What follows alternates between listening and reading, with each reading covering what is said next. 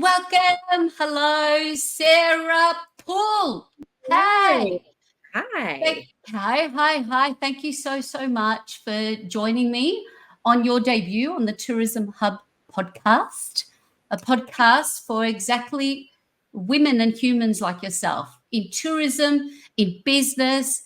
You are hit with the entrepreneurial shtick, doing multiple different things, and also on a journey.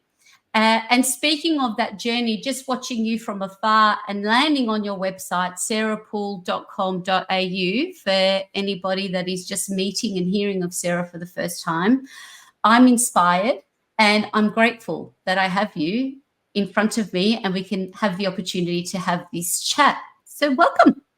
Why, thank you. That is a very lovely intro and so happy to be here. And I love talking about business, women in business, working with good humans like you. So yes, happy Friday.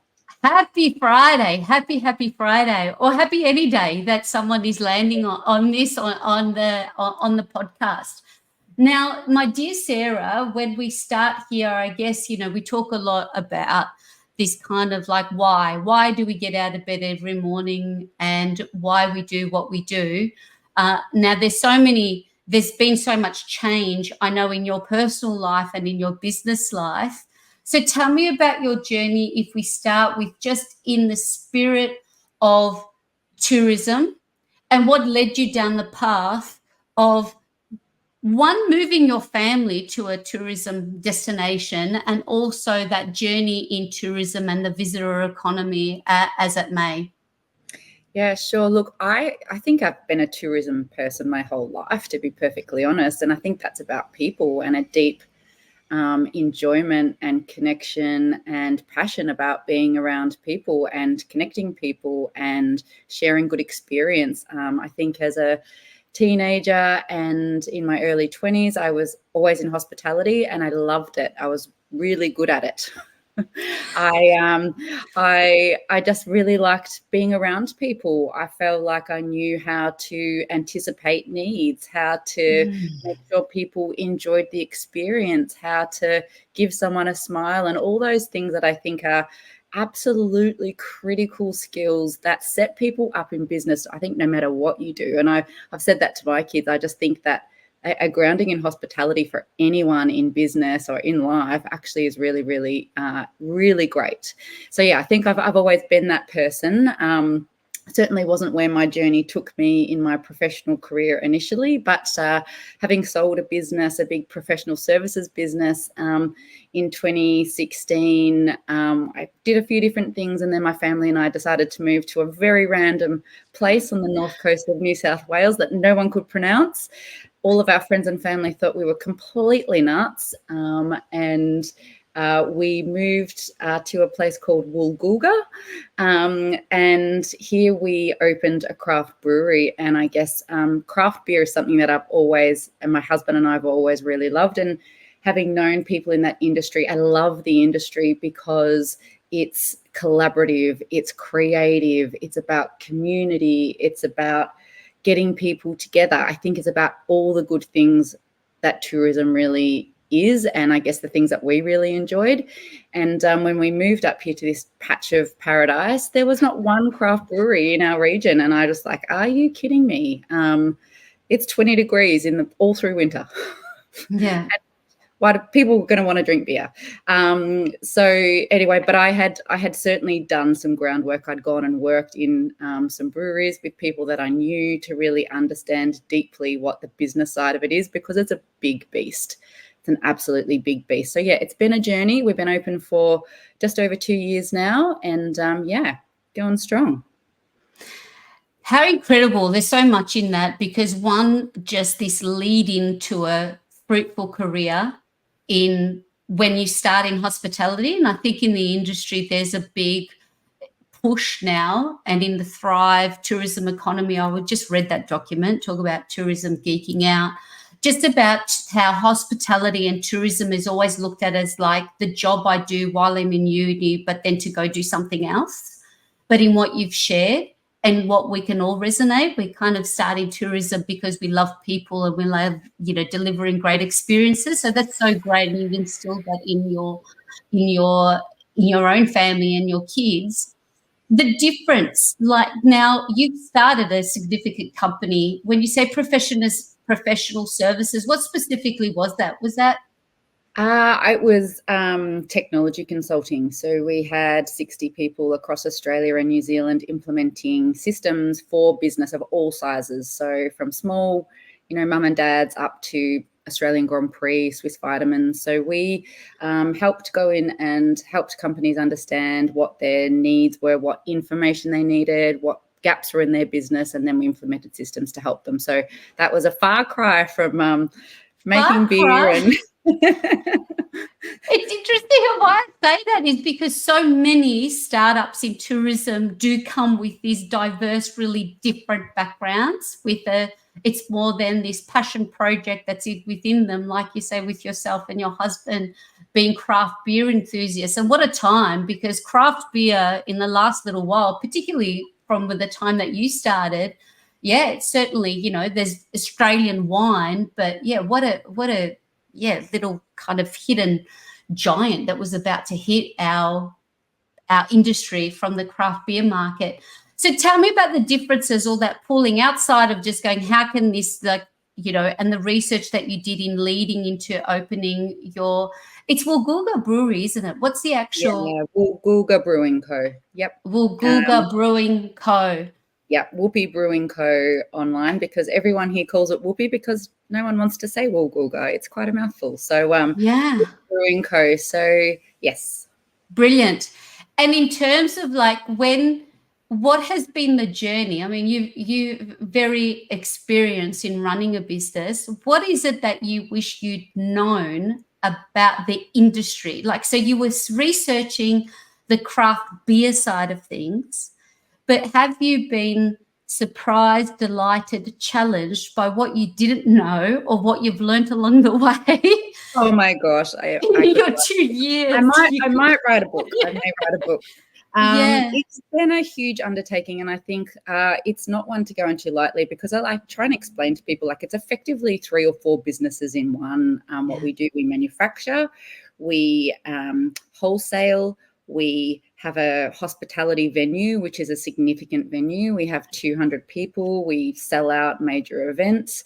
So it really is, it's been a huge, huge undertaking, like one I would never have done by myself. So a couple of things that I did before we jumped into this venture is I got myself deep in understanding the back end of it, which is absolutely critical because it's quite a complex beast.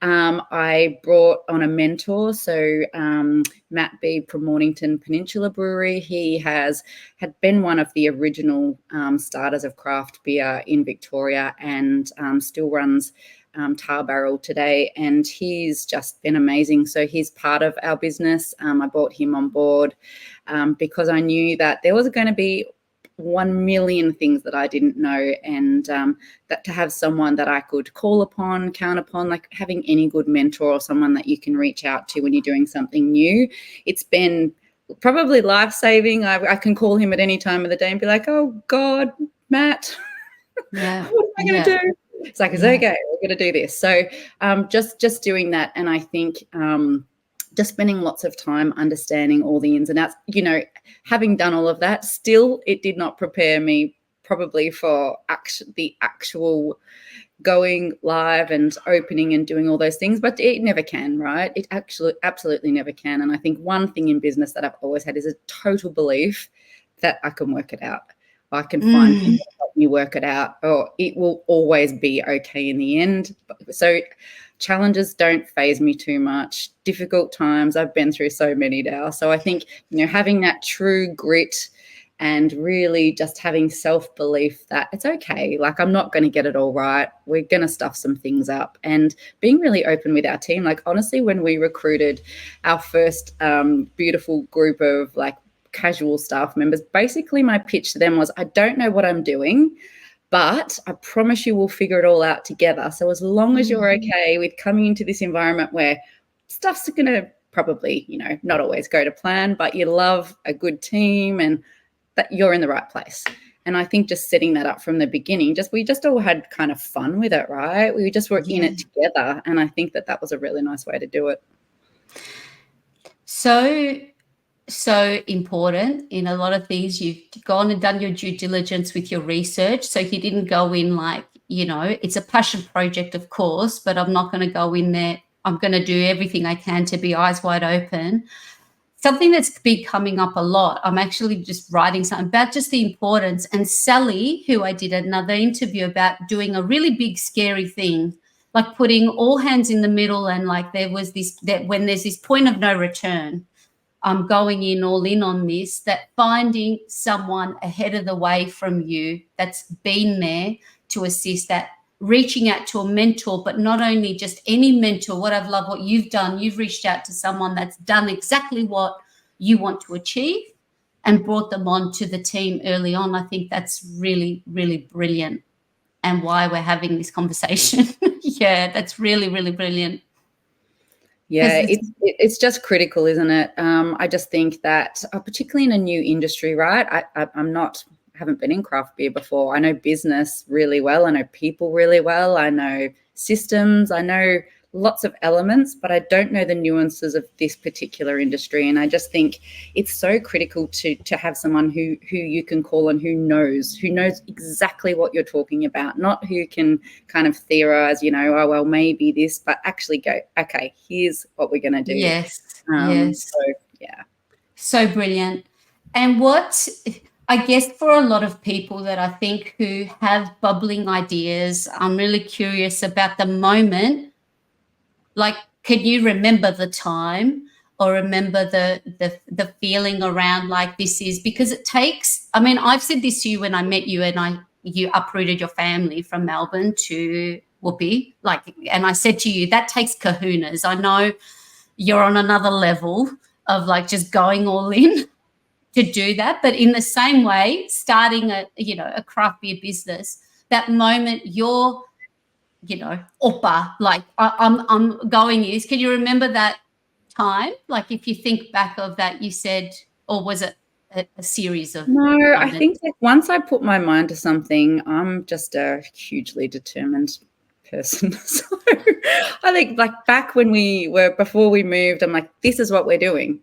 This is going to happen. I just like all focus, total commitment and belief at that one thing. Even when I came here and this old real estate agent was showing me around Woolgoolga, around factories in Woolgoolga, and he's like, a craft brewery will never work here. Oh. It just will not work. And I'm like, mate, I do not need you to tell me that. Show me the building. Yeah. Show me the building. He's been your fan igniter. He just ignited the flame even more. Yeah. Yeah, totally. So I think for me, it's just what I really think that once you do have a clear picture, you put enough behind it to believe, to have it in front of you, you have to commit. You just have to go all in. Don't let anything get in your way. We did have to find some investors. We had to find property. We had to go through all the council stuff. Like it was a big, big job, but you just have to believe in it, to be perfectly honest. And I think talking about like that aha moment of like, oh, I did it. Like we've done it, was having, I think, Katie Noonan play at the brewery in Woolgoolga last year to a sold out crowd. It was packed. She's on stage, I'm her drinking the beer we make, and I'm like, oh, wow, like we actually did this thing, like crazy. Katie Noonan in Woolgoolga, like that's random, right?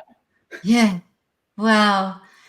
And that's the other element. I mean, that's a whole other event business. Like it's not only getting big names like Katie Noonan, selling those tickets and the collaboration and partnerships that you would draw on to be able to do that. But I guess in that, like working within the intricacies of tourism and all the different levels, how has that journey been for you in those relationships and those collaborations and partnerships? Yeah, it's a just a one big country town up here where we are. So it's kind of like any place though, right? There's a community and everyone's connected in different ways. And I think I've always been very good at networking and figuring out who I have to speak to and just going and introducing myself. Like I decided that I wanted to get our beer at the stadium. I called the stadium manager up and said, "Hey, we want to make you guys beer. What do we need to do?" You know, just actually going out and putting yourself in front of people. I went and met all the people at the council. I went and met all the people at all the big chains. You know, it really is, regardless, it's still a people business. People buy from people, and they do want, like, everyone wants to support you as long as you make it easy and you get yourself in front of them. And I think for me that has been that's something that I enjoy. I guess going back to those hospitality roots, I like connecting with people. I can go and talk to anyone about anything, and I'm never worried about, you know, picking up a phone and asking a random question. And I think that people appreciate it too. So, you know, for us, we have bought like really big names in. We've made beers for stadiums up here. We have connected in lots of ways. One thing that I always say is, like, pretty much if it's a fairly random idea but it might work, I always say yes. So everyone comes to me with like the most random things. We've had burlesque at the brewery. We've had like all these things. Like, it's not traditional, right? Like, we're in a fairly regional town where you've got your pub, you've got your RSL. They do the same thing all the time. They do it their way. So it's been pretty fun to kind of be the new kid on the block and shake it up a bit. And I think we've had a bit of fun with that as well. Oh, how wonderful, Sarah. And in terms of like how it's changed the community, because this is placemaking as well as just a craft brewery, you've kind of put something on the map for Woolgoolga that had, you know, known for other different things or not known. You know, it's Coffs. Like, I never knew. I mean, I didn't even, to be honest with you, like, Coffs Harbour was a place I'd want to go to, but until there was an opportunity to be there, it's like, wow. And Woolgoolga, I don't even know if I'm saying it. I'm enjoying saying whoopee. Like, if I'm Whoopee. saying it, even, yeah, whoopee. Like, it's been just wonderful. It's placemaking. How do you feel it's been embraced or changed the community, or even people that come and visit?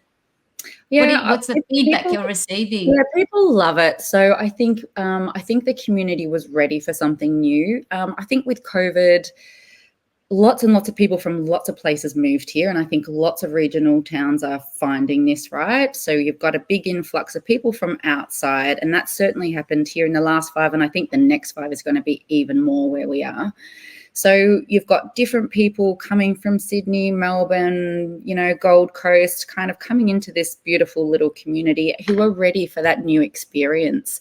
And so we certainly have been able to find that tribe, that crew of people who are looking for something else. The pub people will always be the pub people. The RSL people will always be the RSL people. It's one thing that I've learned in business. Figure out who your audience is, and it's not going to be everyone, and it's totally fine. You don't want them, right? People who come into our brewery where they want a Great Northern and they only want to pay $5 for it, it's not our crew, and it's totally fine. They go to the pub and they love it.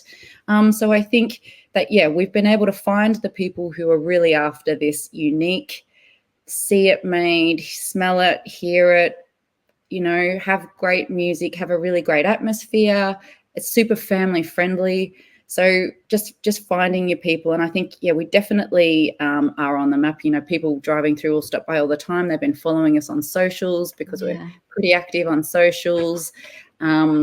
We have done some amazing collaborations with beers. So some of the biggest names in beer, we have made beer with them. So we've actually got Brewdog Australia in the brewery today, which is one of the biggest craft brewers in the world, actually.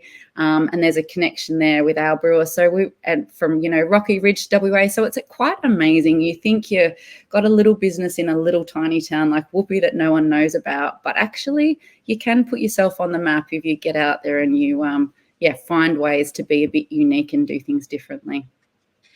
Because that's I mean, you're showing and really creating a great example of collaboration at every level of your business. It's not just in getting people through the door, but even in your product collaboration, going to the big hero products in your industry and working out ways to innovate is, yeah, I'm hoping everyone that's listening to think about your business and how you can do as Sarah's done with her craft beautiful, brewing company, Whoopi Brewing Company Co. Is the same. I'm going to add. I'm going to splash all of the handles so we can follow along the journey.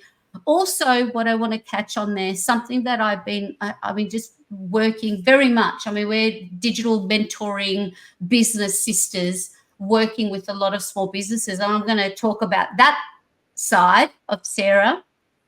Never bored, never a dull moment. That side of your business, that you also offer mentoring support specifically to female founders. Incredible.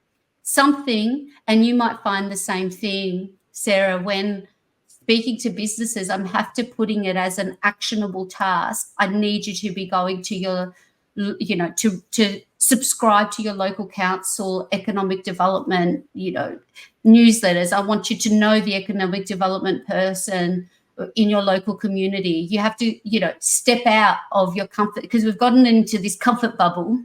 Yeah. That we can make all this magic happen in front of our computer. You got to go out and meet people and build these relationships with fun fact, I've put out this podcast and inviting everybody with a calendar link, and you're the only one that sees the moment to come out and have this chat. I'm having to go and, just to get people to kind of understand what we're doing here. But that just shows just why you're successful, that you just see an opportunity.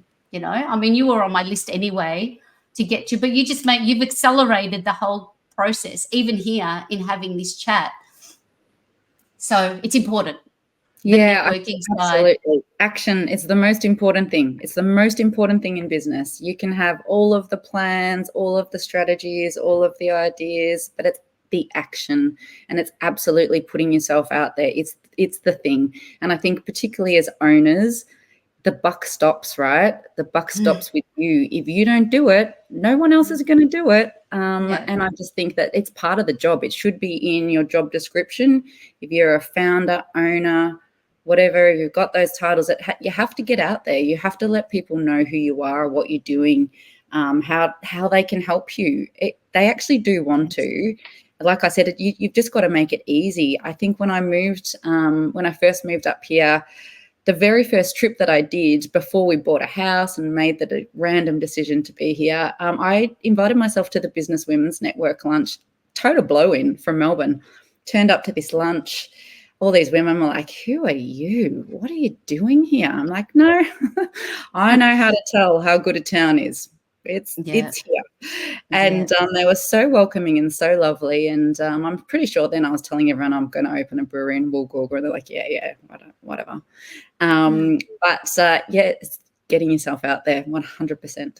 Oh, what a incredible example of that. And it's hard. I remember a small business commissioner saying you don't go into business to have an easy life.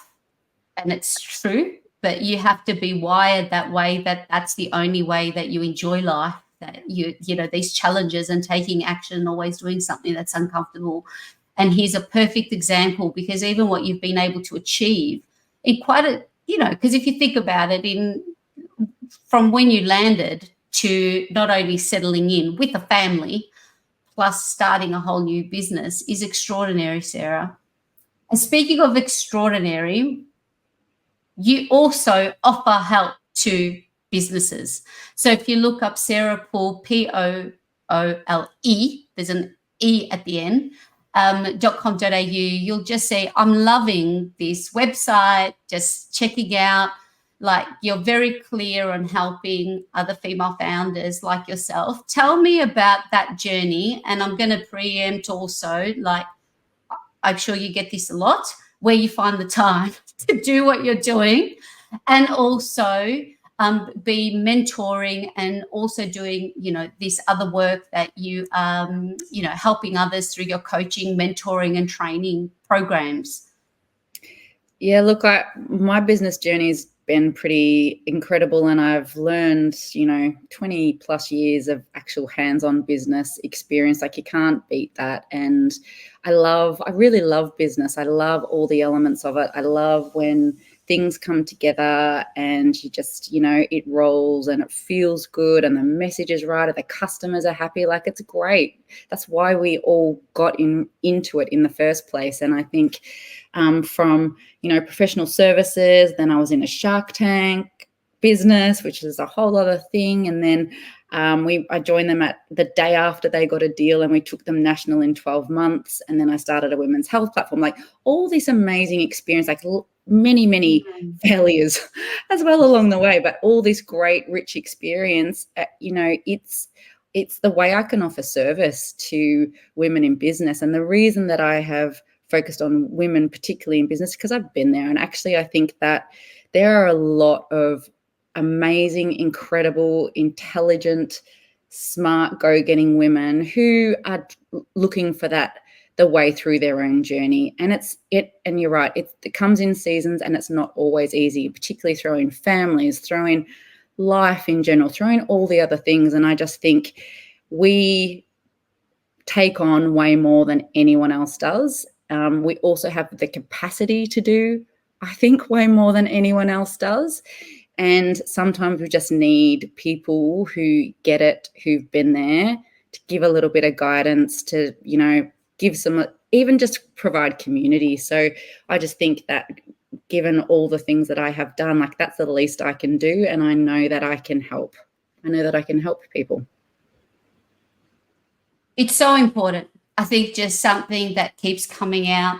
And I know for myself, if it wasn't for investing skin in the game to find a mentor in someone like yourself back 10 years ago, when I took the leap of just scratching the itch and going, I can't get on with life until I pursue this. It definitely, if anybody's it's a crossroad, isn't it? Yeah. It's a crossroad that you might find yourself, like, you don't have to do it alone. And just having someone like Sarah by your side to champion you, encourage, and also just put a bit of a business shtick, like, just sometimes we also need a bit of, like, okay, you've got to stop and go, like that element of having someone just to help you take that next step in action that can be paralyzing when you're in that zone. Yeah, absolutely. It can be some hard truths sometimes, right? Like, I'm certainly not a fluffy person, and I think directness is, it's something that I just am, and I don't sugarcoat many things, but I absolutely understand where people are coming from. But sometimes there's hard conversations to be had, and sometimes there's reality of where you are in business and actually having to do things that maybe you don't want to do. Yeah. And I think it's easy to procrastinate, to not want to do those things, but often you need someone who's prepared to, I think, look you in the eye and be like, hey, okay, let's have a chat about that, and call you on it sometimes and hold you a bit accountable. And we all need it. It doesn't matter what size your business is. It doesn't matter how long you've been in business, whether you're a startup or you've been around for 10 years. Like, I've got the range of, customers that I have is from one end of the spectrum to the other. It doesn't matter. It's just about what do you need at your journey, that point in your journey to get you to the next stage.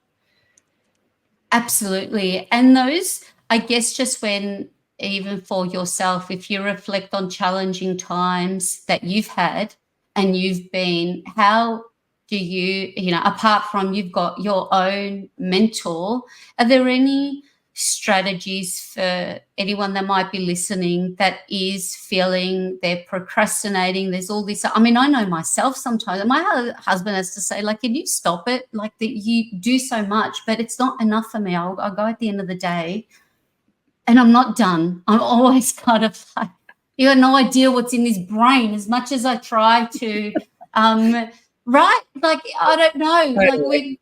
Like we've just, like, this what would be your from any stage of the journey? I think even when you're talking about more established businesses but feeling stuck or feeling challenged, what comes to mind are some of your own personal greatest challenges and how you've been able to go, you know what, there's a solution for everything, and how you've overcome it? Yeah, sure. Look, I think just even talking about the brewery, like when we opened the first weekend after lockdown.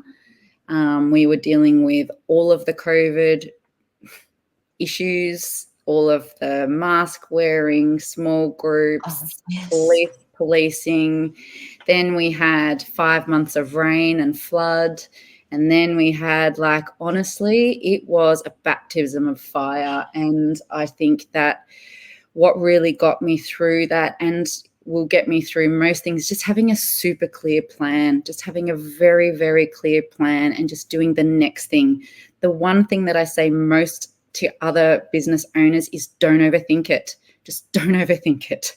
One day at a time, tick it off, move on to the next thing. It's super easy to get caught up in your own brain and your own whatever's going on in there. You know, we know that that's part of the biggest challenge of being a business owner, is getting out of that head and actually just getting the next step done. And it's not always the perfect step, but it's the next step, and it builds momentum. So I think for me, just having a really clear plan. I plan out my week, like my week's super planned. On a Friday, my whole next week's planned. I know exactly my 3 priorities for each day. So then at least every day, the 3 things are done.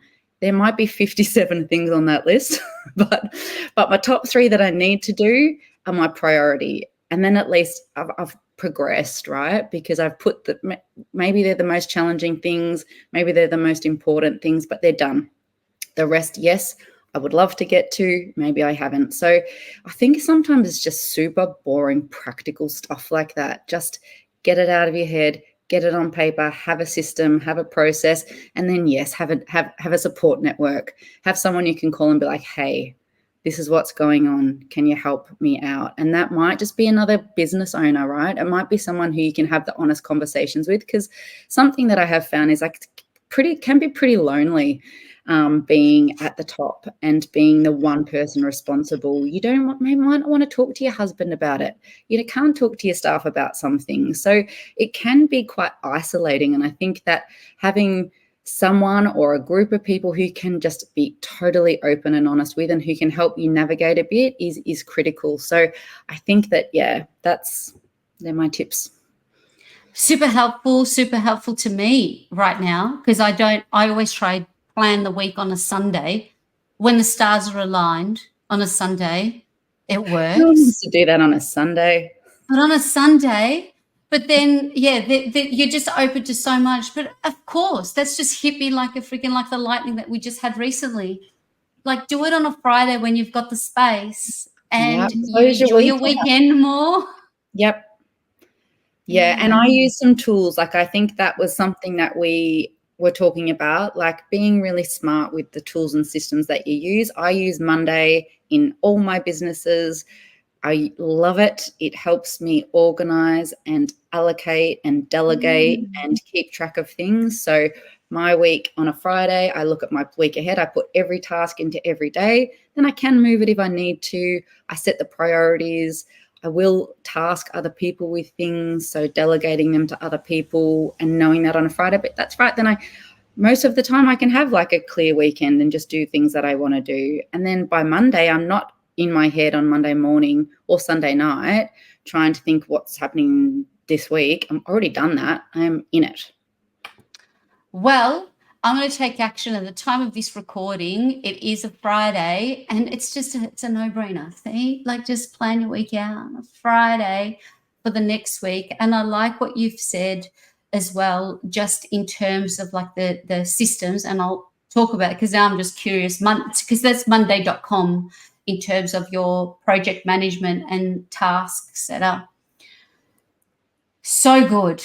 And I'm curious about, because something that was very prominent about your region and your area is the very strong First Nations connection. There's a very strong First Nation, like as a I always think about that in our industry. We're trying to really, from our cultural perspective, what's been your journey to bring that element into your business along the way? Or is that something that it's a work in progress for many others that are very green, particularly in where we are in Victoria?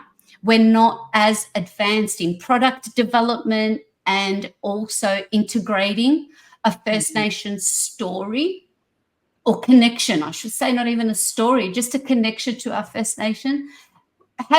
What's been that like in your business? Look, I think you're absolutely right. And coming from Victoria myself, I totally agree. Like, it's a whole different thing up here, and it's been beautiful and really fantastic to see that there are these regions who are super strong, so proud of their heritage and so connected to the culture. It's wonderful. So everyone up here talks about that we're on Gumbaynggirr land, and that it's a thing that you do, right? You talk about it in your business, you connect to it, it's absolutely fantastic. And I think everywhere you go, there is the welcome to country. Like, it's absolutely brilliant. I guess it's something that we it's a work in progress for our business. Other businesses that I work with are doing it brilliantly. And as I said, I think in terms of connection to place and being very proud of what's come before you, and flying that absolute flag that that shows everyone what you're all about. It's beautiful. And I think as many businesses can do that, they absolutely should. Something that we're working on. Oh, definitely. And it's something that I noticed in the region. There was WA, and then when I came into your patch, just how far advanced the connection was, even you being so fluent in knowing, exactly what the, what your, what your country, the Indigenous land is, I think speaks volumes of that journey that you've been on. And to that point, also in the planning, in challenges and in crisis, at the moment, I have been heavily involved in what quality tourism looks like. And for as much as we can ignore what the strategic planning, because we're all hands-on and just doing things as we go, but taking the time as you have to have the plans in place. I mean, there is an element when your back's up against the wall, especially where we're dealing with Mother Nature and crisis in different forms. Having thought about it will put you in, and having a plan in place will put you in much better stead than going on the fly. Yeah, absolutely. Look, fundamentally for me, good tourism is thinking about the customer. It's just actually imagining that you are them. And if it was me coming to my brewery, what would I want? And if I can tick all my boxes, then I've done a great job. And we always say, I think if you are doing a great job at what you do, it doesn't matter what it is, you just need to get that person in the door the first time. Because once they see it and experience it and feel it, they should want to go out and tell everyone else. They should want to bring people back. They should want to leave you a review. That's good business. And that's the one thing that, we've worked with our team so hard on is the experience. We want to see people being like, wow, like I didn't expect this. It's like, good. Like, yes. That's great. That's what we want. And I just think, we work really hard on anticipating needs of people before they ask for something. Give them the thing before they say, do the thing.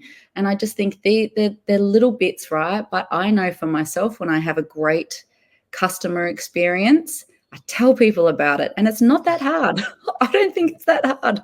It's like, wow, this thing happened the other day. It was amazing. And I just think it's not that hard to stand out in the crowd. And I think if that's a pillar of your business, and if you can work with your team on that one thing alone, then you'll be leaps and bounds ahead of everyone else. Oh, I couldn't agree with you more. And I'm so in finding the right people to deliver an experience as you would, what do you look for in people and in training your team on that delivery? Because it is something that is really challenging for business owners when they are stretched and they like to do that end to end and forgetting about that heart center of what it is that we're here and the people. Like you said, at the end of the day, without them, we have no business as a customer or in our team. So what is it that you look for intrinsically in the humans that you bring on to your teams across the board? I mean, I'm sure there's, yeah. It's personality. I think particularly in hospitality, it's people who have a little bit of light in them, and that's the best way I can explain it. We have got, lots of people in our region say how hard it is to get stuff, and we haven't had that experience. I just think that if you find the right people, you look after them, you give them the training they need, they want to stick around, right? So for me, yeah, it's a lightness. It's someone who walks in, you're like, I want to be around you. We work in hospitality. This should be fun.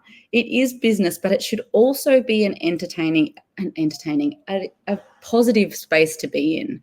I can teach you all the other things. I can teach you how to use a till. I can teach you but if you're good with people and you have that type of personality that people want to be around, it's the first tick. And then it's all the other bits and pieces. But it's the biggest thing that we've seen so far. Like, we've got people of all nationalities working with us at the moment.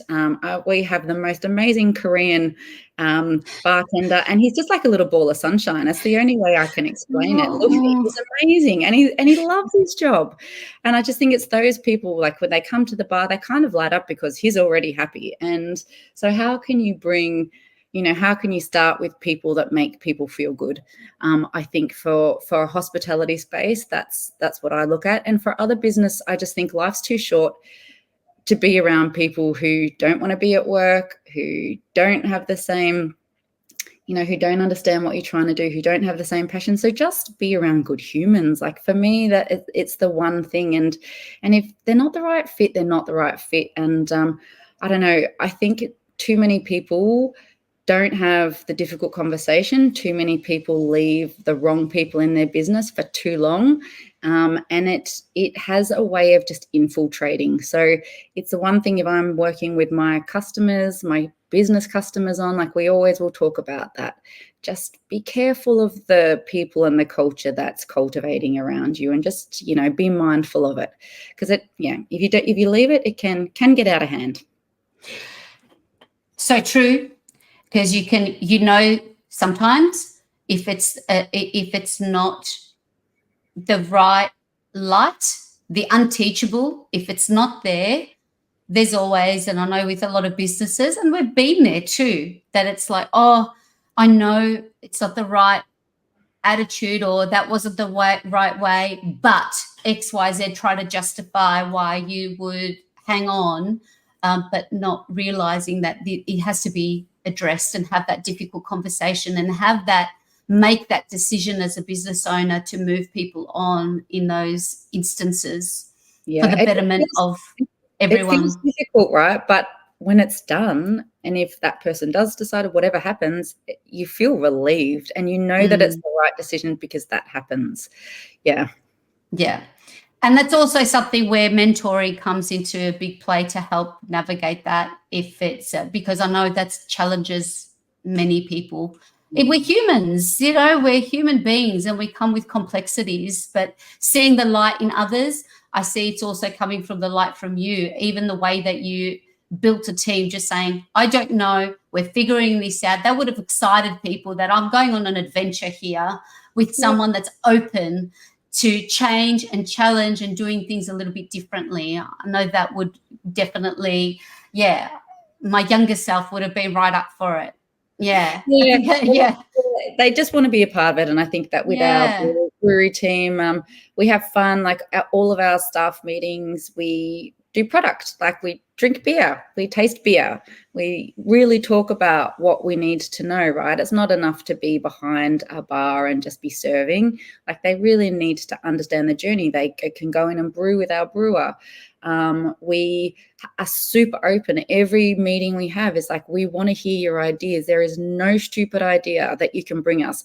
Our expectation is that this business always gets better, is that we always improve, we always find a new way to wow someone. So any idea, whether it's from our kitchen staff, from our glassies, it really doesn't matter. And I think that building that type of culture where people feel seen and heard and they see different things to what you see, I just think it's a really great way to make everyone feel like they've got a contribution and like they're part of this thing that's growing and changing. And what another big game changer, like it is. I mean, I think across the board, it's something about staff, hiring staff, keeping staff, but going that, it doesn't take much to bring people together, engaging them and saying, feel heard, seen, like that you're actually inviting their ideas. And sometimes that's another breeding ground for innovation. And Bessie, because they're at the front line, I think is brilliant. But putting that into a system, right? That's not leaving it as a random, when the stars are aligned, we'll get together when it fits everyone. I've no doubt you've got that as part of your system in business, that this is when we meet, this is what we talk about, and keeping them inspired in terms of their own professional development. Yeah, 100%. It's certainly not left to chance. And I just think so many things change, and it's always about that connection between the group of people who are working together, but it's always learning something new. And I think we've always got new things to learn, whether we're, working within a business, whether we're the business owners. And I just think never assuming that you know it all, right? That's something that I've always been so I really love talking about that with people. You absolutely will never know it all. And if you just go in curious all the time, just always go in wanting to learn new things and learn from others' experiences and perspectives, then it just creates a more well-rounded business. And for yourself as a business owner, it's nice. You're kind of always open to new things rather than thinking that you know everything. And no one wants to be around that person. No, definitely not. And before, I could I could talk to you for the rest of the day. Before we go into our kind of little excellence round, how do you keep yourself, like just your, what are you, I know I read on your website, walking every morning on the beach and evening. How do you keep your light on and bright to manage the responsibility in business and life? Your non-negotiables. It's been will continue to be an ongoing journey, but I think having this many years under my belt, it certainly wasn't always like that. I was certainly a young corporate executive of a big team who used to go in when it was dark and leave when it was dark and just do it that way and just grind. And these days I just have recognized that I have to look after myself first. And I just have a really dedicated commitment to health and well-being that enables me to then take on all the things. And I think without doing that first, without having that foundation, you just don't have the capacity. It's not possible. You can't expect yourself to do it. So for me, I exercise most days. I'm very committed to a mindfulness practice because I think, like we said, there's so much going on. It's really easy to get caught up in your own head, but being still is something I was never great at. I'm still working on, but trying to find time to be still and just actually sit in the moment and think about what's important, have some clarity on what I need to do rather than just, constantly being in the juggle, in the grind. I think that they're just skills that they should teach at business school. They should teach at school. They're not, but they really, really should. So, for women that I work with, it's really the place I start regardless of where they're at. How are you? Before we talk about business, how are you doing? Because if you're not good, your business is generally not good. It absolutely has to go hand in hand. So, for anyone listening, then I just think, investing in yourself is, your best asset in your business by far. If you're not there, things are going to not work out so well. So, you put lots of time and energy into everything else. You really need to reprioritize for yourself, because it makes you enjoy things a little bit more too, right? We're not just here to pump out work and do all the hard things. It should be enjoyable in the process. Yes, challenging, yes, stuff, but also fun. So if you can get yourself to a place where you are feeling healthy and strong, and you're not totally chockers in your brain, and you're present, all of these things just really help help how you run a business, help how you take things on. So yeah, it's a journey. It's a continuing journey. I definitely don't have it all right yet, but certainly have got a lot of things in place to help me do all the things. And success leaves clues, and looking at what you've achieved, your constant pursuit of being better, you can see is the rewards are there through the actions that you've taken along the way. And you're right on. There's no success without starting with you. And certainly in my personal and professional journey and going through it right now, I left my needs at the door, and it just, it's a snowball. Then it starts everything else before you know it. Yeah. I'm on a journey.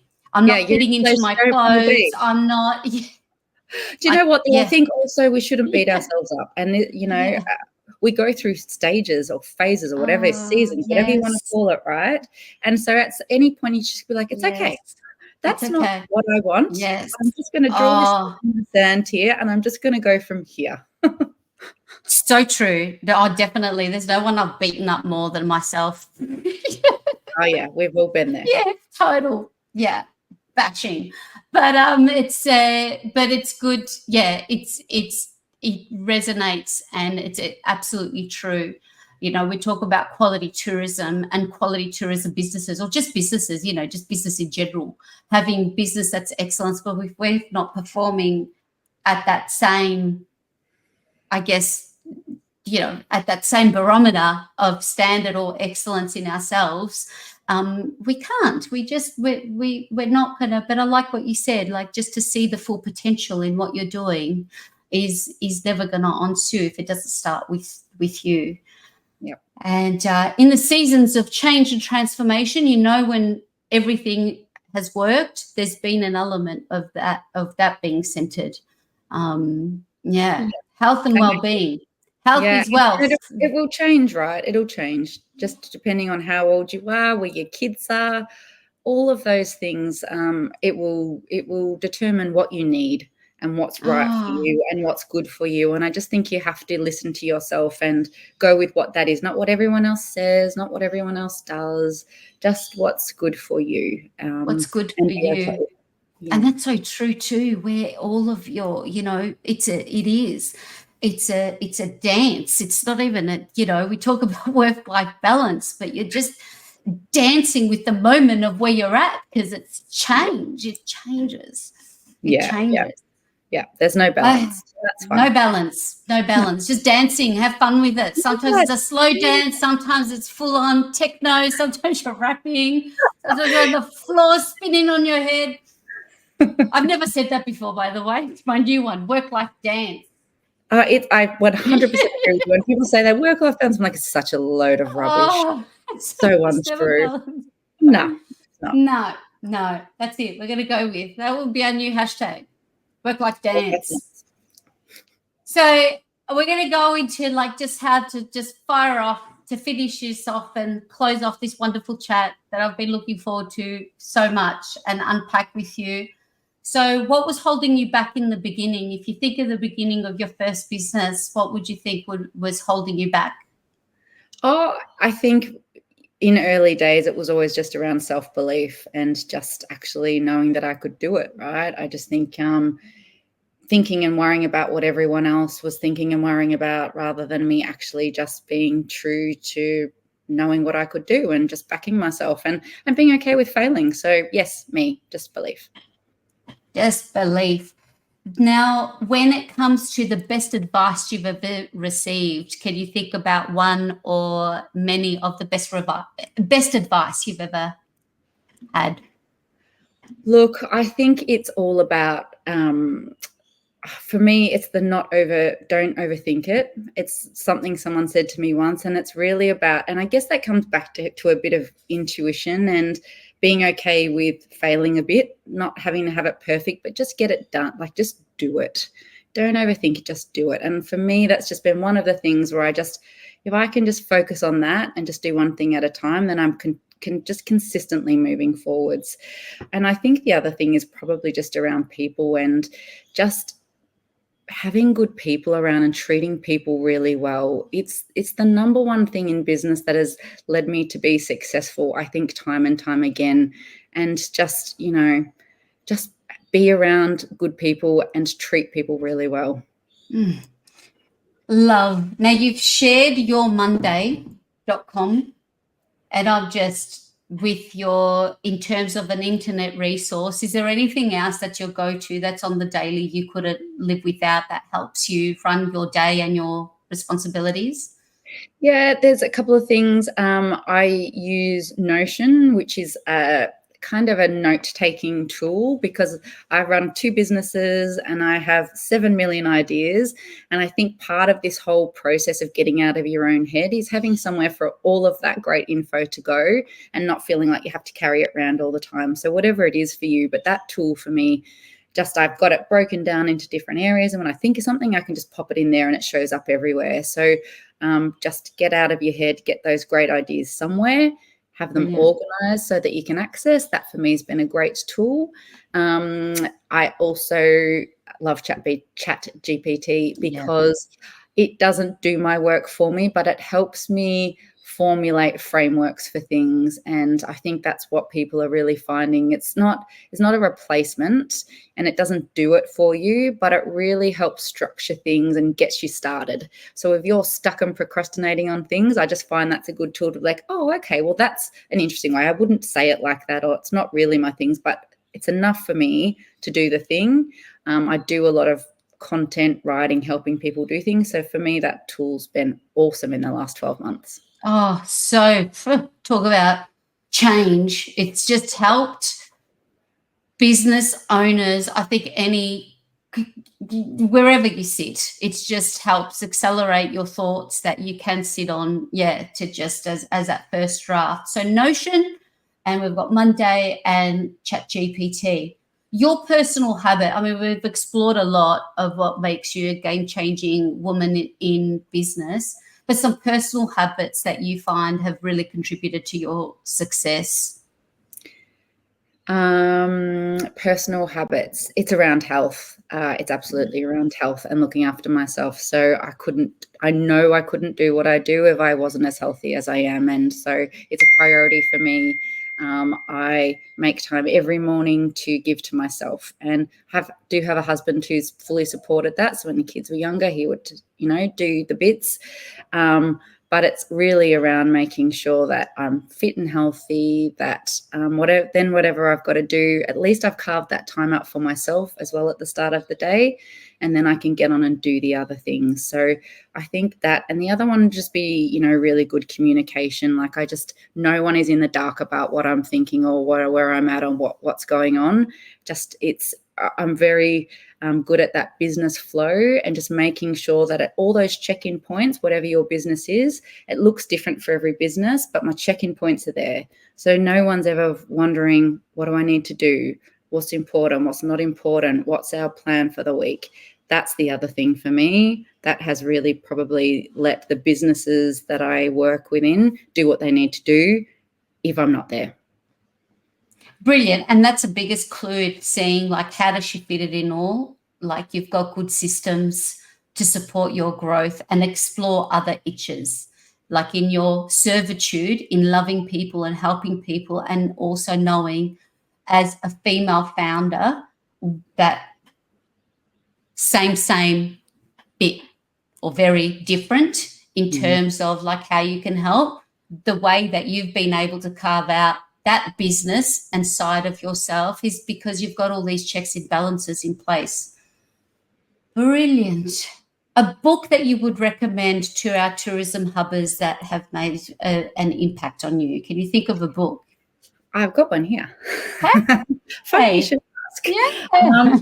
I've just been reading Small Habits for a Big Life by Dr. Rebecca Ray, and this one popped up because someone else had recommended it, and I just think it's got great little tips, and I just think a really nice way to think about how to shift your barometer from one destination to another is doing it in little chunks. And I just think if you, like with everything, right, sometimes it feels too big, but if you just change things by a degree every day, one little degree, then suddenly you're on a total different trajectory. And I just think that little tips like this, it's a fantastic way to think about it. So just kind of pick it up and flick through it, but I've really been enjoying that. Oh, fantastic. Small Habits, Big Life. Your absolute favorite holiday destination and why that you would recommend if you think about a holiday that you've had or an experience? Oh, I've had so many. I love traveling. I found that one I saw that and I'm like, oh, I don't even know. Yeah. But two places that I would go to again and again is Sri Lanka. I just love the people, the place. It's very diverse. It's it's beautiful, and you can do all the bits there.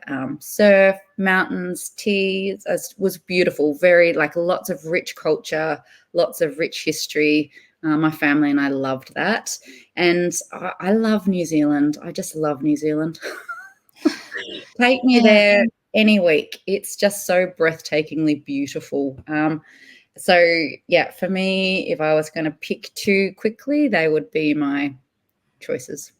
And experiences, when you think of other operators, attractions, can you think of experiences, whether it was in Sri Lanka or New Zealand, that you've had that left you feeling better, different, transformed? Can you think of anything that comes to mind? For me, it's always being in the thick of it. So it's not necessarily, having been on a particular tour, but I just love being in amongst it. And I just think wherever you can go, where you can see it, touch it, feel it, talk to people, that's my favorite type of experience. So whatever that looks like, I've been to some very amazing places, but when I think about, oh, wow, that moment in that trip, it was always in those times.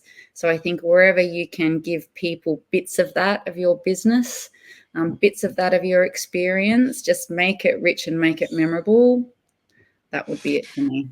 That's the thing, isn't it? When it comes to memory making, experience making, and in our industry, you say Sri Lanka, now we're curious, we go, oh, this feeling, you've walked away with the feeling of good. It was all the touch points. And that's why when we talk about how you deliver and value people, we need to all be on the same page to evoke the same destination brand of you must go there because everything is great. The way our family felt.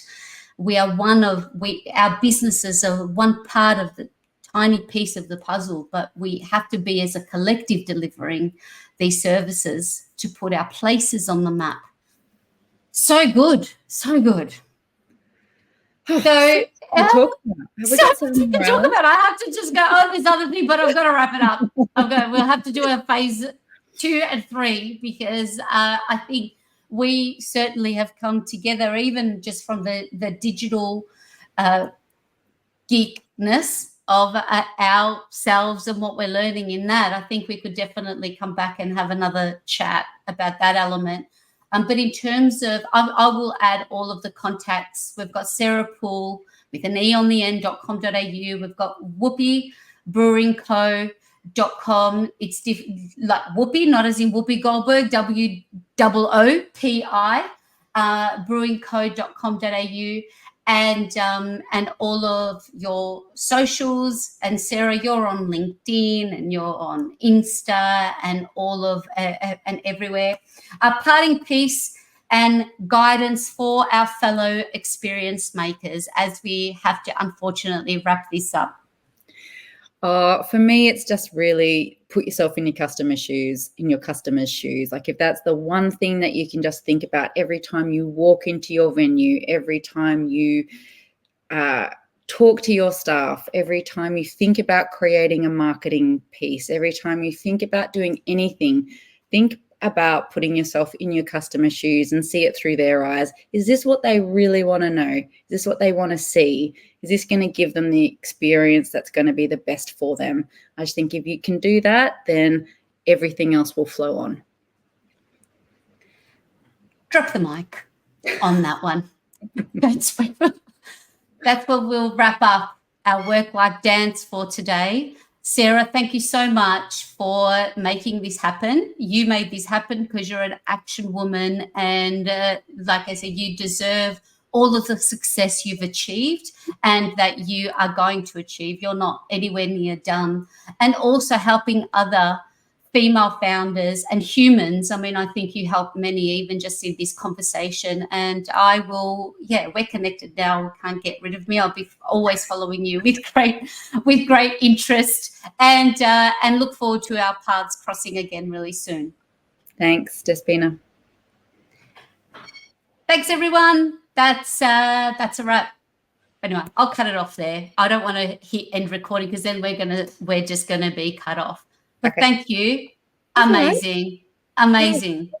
I knew it would be amazing. And so good. If you when you're ready to rock, if you need any help with all of this bit with your podcasting journey. Yes, well, it's very interesting. Like, I'm so glad you've talked about StreamYard, because I was just trying to figure out, like, right, do I need Adobe Audio? Do I am recording? No. Looking at there, because everyone wants video, right? No, you want to do video as well. Yeah. So this now, when I hit end recording, it's going to actually separate the two files, a video recording in an MP4 and an audio in an MP3. Boom. Yep, done. So then I'll have the files there. I can transcribe it. I can go cut it. You can even edit it in this. Okay. Now, I didn't want to mess around with it because I've got your websites on there. Like, I could have gone in, but I'm just going to overlay that when I do a little bit of editing now, because it was just going funny on yours and it stayed. And then I went, oh, should I just test it? I'm like, I don't want that to happen now. So I'll just leave it where it is. But as you get into your flow, when it works well, like, it's brilliant. I could have come in here. See, lucky I didn't. It just did that again. It liked this setting. It did it again. But if I had, if I go share my screen now and I go onto your, where's my little window of Sarah Poole, and I will hit, I'll just share all of us for now. See, now you can see in the screen, that's showing all of us. But if I go, I could have come in here and shown, like, here we go. I love that's what I had here. I loved what this, even just like you straight on point say, help women to reignite. But I didn't want to mess around with it. Yeah, no, that's fantastic. And then do you put an intro, like, have you got a pre-recorded? So I've got an intro. I've got a pre-recorded intro. I used to actually do this live, like as a live broadcast on all of my socials. But that's where I needed another person to help me with that. Yeah. Because I thought it was just, I would do it on my own to start with, and it was just too much. Yeah. Because you're on live. I was managing comments. It was just like hard to keep track of everything, isn't it? To keep track. And then I had it on YouTube, on Facebook, on this, that, and I'm like, too hard. So now for this way, I thought at least, and what I've done this time as well, which might help you, I wanted to have 5 episodes in the can first, not go week to week. Yeah. So I've got 5. I'm going to do a solo one just as like, where have I freaking been for the last 3-4 years? Because I did 31 episodes. Have you been doing anything? And it's been like, I must be. I'm paying the subscription, but I go, no, I don't want to let it go. But then when I looked at the stats of the download, Sarah, I freaked out. No one tells you I'm listening to it, or there's like no one. And I never promoted it once. I was just like, again, like, oh, I'm just going to do it, and whoever listens I finds saw you it. say that and I was like, that's so good. Well done, you. I'm That's like, awesome. what the heck? So it's just like, all right, I'm going to put it out there that, yeah, that's it. But you're the only one that could, I'd love to be on it, otherwise. But people do want to. There's like, oh, I don't know. Oh, I know. So now I'm just like with other bits of my work, like the CEO from ATIC, the Australian Tourism Industry Council. She said, oh, I want a bit of help to do some video work. I said, sure. But when I come in, we're also going to do an episode for my podcast. Like, they don't get it. So it's like, we're just going to have a chat. Like, I'll help you with your video, but you're going to have to be a guest on this. So I'm just trying to work it in with other stuff now to get the content, because it's interesting. But you're at another level. You're perfect. You're why this podcast exists. Like, just, No, not at all. But it's like all the bits, right? And I just think that's what last year I was sort of like, well, I've been thinking about doing this stuff for a while. It's like, just get over yourself. Like, honestly, get over yourself and get out there and just help people. Like, shut up. Yeah. Right?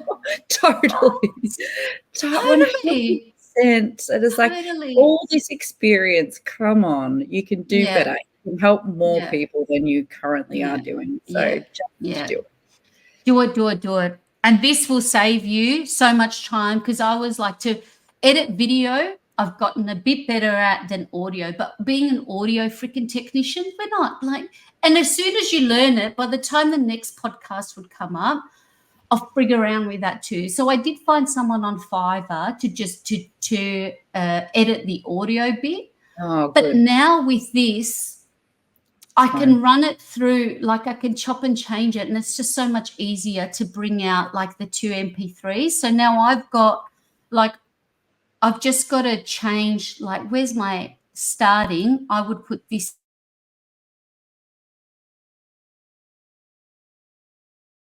Welcome to the Tourism Hub podcast, a podcast devoted to you and your excellence, providing insights. See, that's my intro. It's already with my music and my little voiceover. So I've just got to cut that at the front of ours. But in the video, I'll put that little countdown to make it, and it's done. Done. Yeah. So did you record that in StreamYard as well? You just put your thing up and record. I've recorded this now without it being live. Yeah. So as soon as the intro piece. So the intro piece, I've got that. But did you do that in here? Did you just record that in StreamYard as well? Or I've recorded that in StreamYard from before. Yeah. Yeah. Yeah, good. Well, I've been loving watching you. You've been everywhere. How's your daughter being overseas and with her gymnastics? Man, like, it was wow. So that was amazing. Like, it was amazing for her. And I think just, as a middle-aged kind of, 45-year-old, like, it was, I never knew I needed an overseas trip on my own in Europe until you're there. And you're please. Right? It was just not to have that, because I thought I'm going to go there to support. I mean, I did, of course. I'm like, she's going to need me. At least I'll be there at night to hang out and put her at ease. But I couldn't go anywhere near her. I just rocked up to watch her. She didn't freaking need me. And they didn't even let her near me. Like, as long as I thought, at least I'm in the same city as her. But I never, at nights, they were training hardcore. They never invited me to nothing. So I'm like, right. You're by yourself in France and freaking Czech and Prague and Brno and the Christmas markets, and I'm in snow and I'm by myself. No husband, no children, and no training to deliver. Like all of that. Yeah, it was amazing. It was amazing. And she was like, and she needed this for her own funk of like, who am I? Do I want to pursue this elite gymnastics? Like, because she's a senior this year. Yeah, wow. And for the next 4 years, if she's got any chance of Olympics, it's hard, nothing's easy. No. But this sport, especially, like this sport is brutal. I can't even imagine. That's the best word, Sarah. It's brutal. Like, I've got a child that is taking Voltaren and she's always in pain, and it's hard. It's hard. So I just say to her now, after the trip that she's done, you've represented the country. But you've got to work on a different level now as an elite athlete, and I've got to work at a different level to support her. But it's hard because she's a teenager. She's 15. All of that, you know. Yeah. So, but it was incredible. It really was. Yeah. But anyway, it was yeah, I employed you. Like, yeah, you wouldn't even go. I mean, you love summer and heat on holidays. I would never invest in going over until you're there and you go, you must experience the Christmas I would markets love to do it. I would love in to do Europe. it over there. Yes. I just think that's just one of those things, right? It's got to be on the bucket list. It's got to be on the bucket list, Sarah, because these Christmas this little town, even for Czech Republic, like this Olympic Hopes comp was in Brno. I've never heard of this place. Prague gets all the glory, just like Sydney, you know, like does, but 3 hours out of Prague, that was the Christmas experience. Like the markets, the cathedrals, the traditions that they did to light the Christmas tree was like New Year's Eve. And I just happened to serendipitously be in the thick of it without even reading one guide or, you know, you're just like having. How did I wind up here? Yeah. Wind up here? What are they doing? These acrobats off these beautiful buildings and this, yeah, it was just amazing. I was like, and just even going out to dinner alone. Like you know, I travel a lot for work, but I never go out of my way to have a beautiful meal in a beautiful restaurant on my own. Yeah. Like I'd never done that. But suddenly. Every 45-year-old woman, go do it. I'm so funny. I'm 45. I've got a 15-year-old child. I'm like, I'm ready. Mate, Sarah, I felt like it was like, this is eat, pray, love stuff. And you don't have to go through a divorce to have that. No. Right? Yeah. Just to go like this out of comfort zone. I can figure out the freaking Paris subway on my own. It was so scary, but it's like, get lost. Just go out there and get lost. But feeling this sense of achievement that I went to see the monument outside of Paris on my own. So yeah, if you saw, I went to see Madonna because she sat in Paris. So I left the little village I had booked and took myself back to Paris, go to a concert on my own. So I've never done this. I want to do this in Melbourne. But suddenly here I am watching a symphony orchestra because my husband's got no business. He doesn't want that stuff. So it's like, I will never not wait for no one to tell me, you know, waiting for a crowd or someone to say, let's go. Oh, yeah. Amazing. Bucket list stuff. It really, totally. It really well, was. When are you back in Coffs? Oh, I hope. Look, I was thinking the same, you know, if I was ever, Nicole would be someone good that I should get in touch with now that I'm on the other side of Tourism Tribe. Just to, there's no imminent plans. I mean, I loved that. Oh, so you're not tourism tribing anymore? No, completely. Because I dropped out of it a little while ago. You did. I think it was probably you had gone, and then look, this is the problem the challenge when you're running a business model on government funding. Like it's difficult. So that was brutal. Yeah. So I was running around like a freaking, you know, like really like a headless chook, just delivering programs in a different region every week, trying to make it all work. But there was, but it was kind of overnight. You know, I was saying from 3 months prior, things are not looking too good. I'm a big girl. I can see where this is heading. Let's just give each other amicable and do it well. But it kind of happened really quick in the end. I think which is okay. You know, we all knew where it was at. So hopefully we'll always do some work together. We're always around. But now I've kind of it happened with this, like with accreditation in tourism. Victoria needs some help in getting operators accredited. But I said to them, look, in 2016, I pulled out a proposal, say this is industry training and development program. We're treating it like a parking permit. Businesses don't want to be told what to do and how to suck eggs, but they want training for their teams available, So that's what I'm trying to do now. And in the same light, just get over myself in my business. Same thing. And I was complacent. That's the worst thing that I did. Yeah. It was so busy in that 3 years. And I had said to Liz, I'm leaving the lights on my business. I have to, because this is Not short term guaranteed. and it's not guaranteed. But I dropped the ball. I've had to start, pretty much start again, but that's okay. I knew, what I was getting into, but now, and now I was just relying on others, all these freelancers that I would get in to do work. I was just like, what's the least amount of tech and software and subscriptions that I need to get stuff done before I hire anyone? Like, I'm just at grassroots again. Yeah, totally. Yeah, you pick people to do these things because you really don't want to do them or you can't do them, fine. But everything else, how do I navigate? Right. Yeah, how do I navigate? I need to be on the tools to see if it's valuable myself, rather than hiring someone and just saying, third hand, this is how you would do it. But so I'm just, it's taking a bit more time, but I think I'll be better for it. Yeah. Yeah. You will. When you start to kind of look, well, where do I need the help in my business to go do other things? I'm not there yet. It's just like I need to be start up again. Yeah. Yeah. Yeah. Well, you've got a very good brand. You're very well known. Yeah. So you just got to leverage all those contacts and all those people.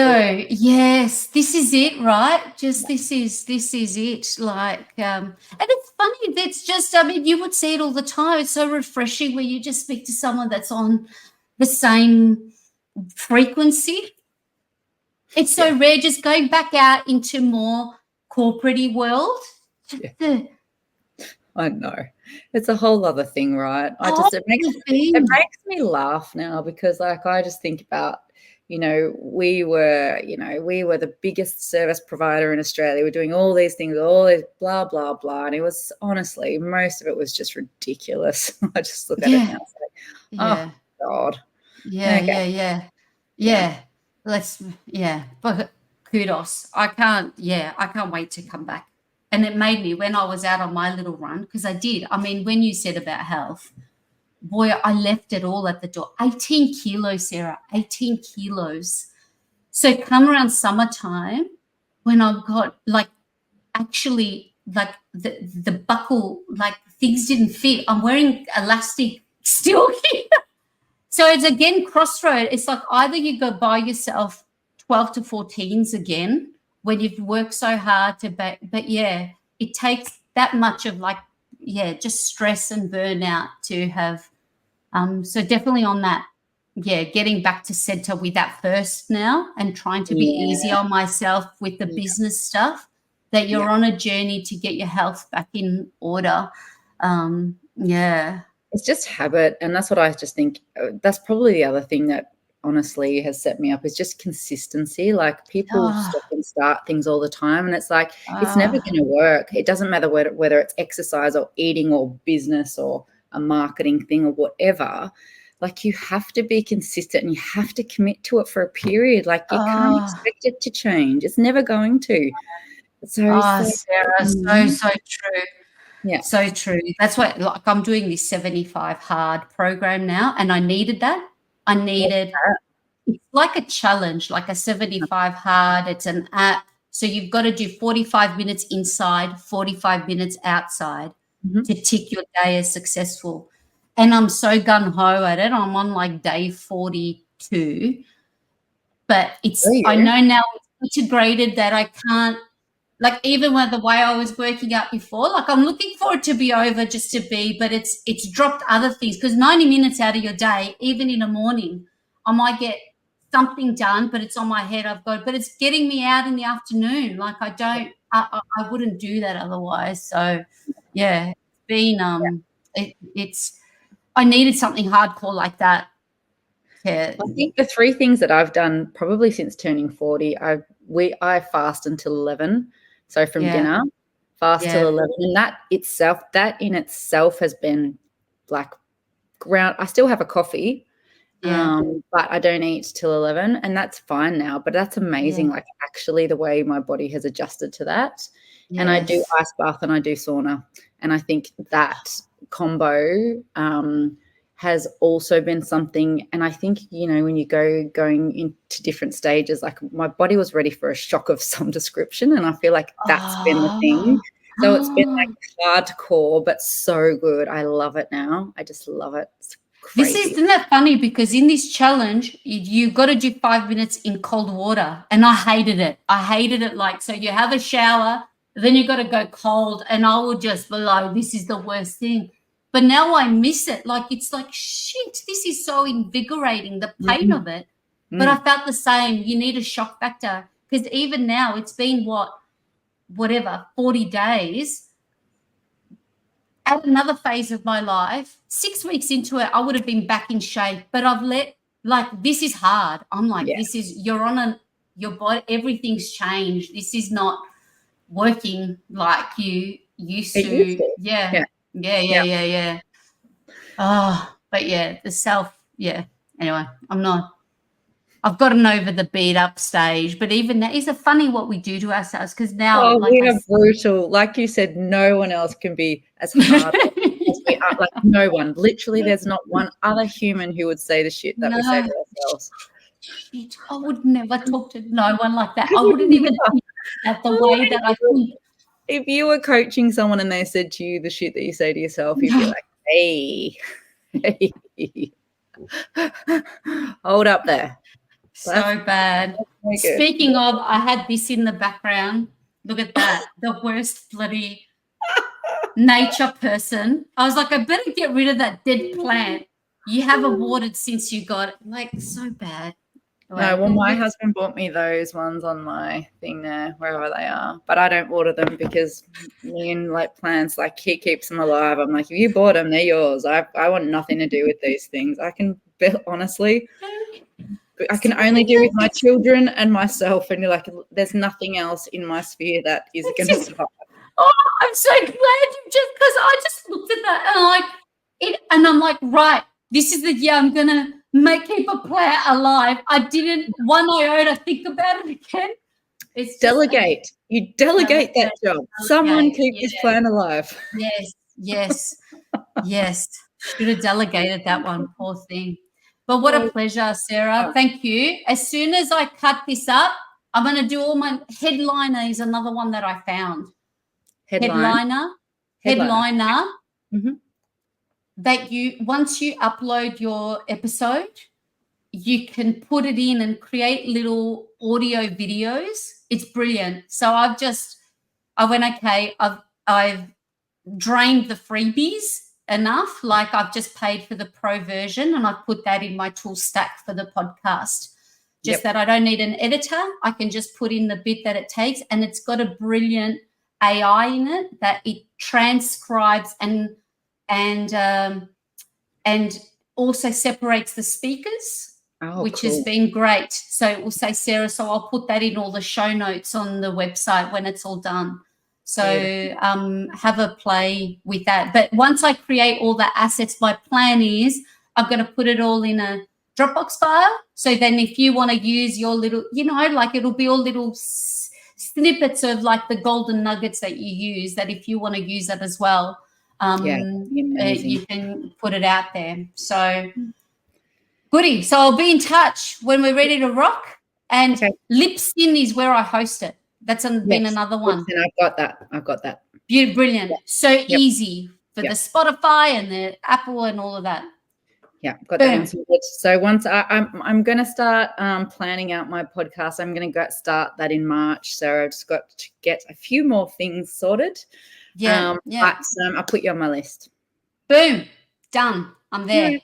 Okay. All right. Thanks heaps. Bye. Bye.